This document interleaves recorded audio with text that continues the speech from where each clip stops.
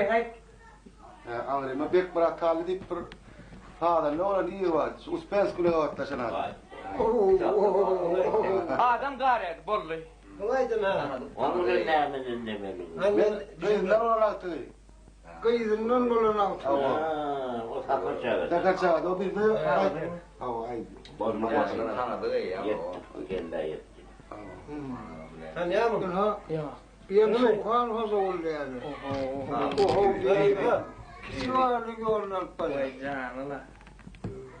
O bir dakika fahir kaydı. Dağlara bir gün ravnaya aşık olmuşum. Ahı köpeği vahı köp sevdaya aşık anlayıp olmuşum.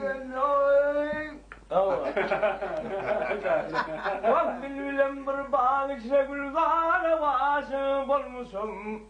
Ahı köpeği vahı köp sevdaya aşık anlayıp olmuşum. Gel anlayıp değiller diyerek bakayım.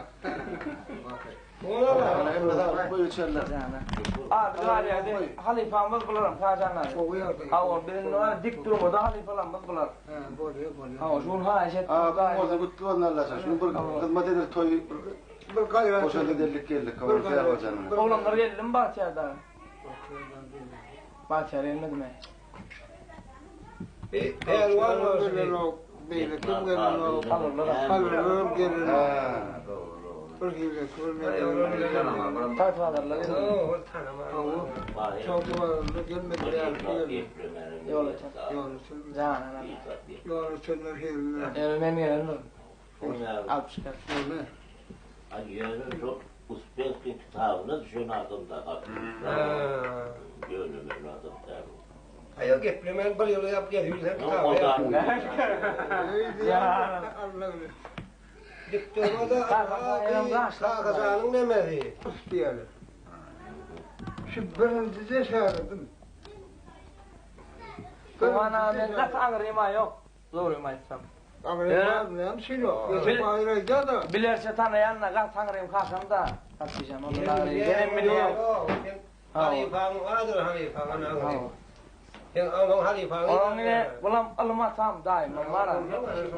Sonra kimden kafalardım? Kime ne ettin? Ana yatağı. Ey günah hakkı gelen o diyetler gibi biz ya ot olunlar ne da keşke yadına şere. O bacılarım daima yakınmış kendin ki nahnarat yarıdan bu şey şut. Nasıl cün yaptı ya da göre getirdi uçar. Yine Ali. Ay şey saplan hep bir üç tane soğuk kaldı da daima. Şolara çenni kap saçık diyecek kolan ne daima. Akıyor. Daim canına. Solaklar çeken mordur, varlıklar çeken Ha valla ya. Men barayın oğlunlar yerleyin. Barayın. Gel aparatı.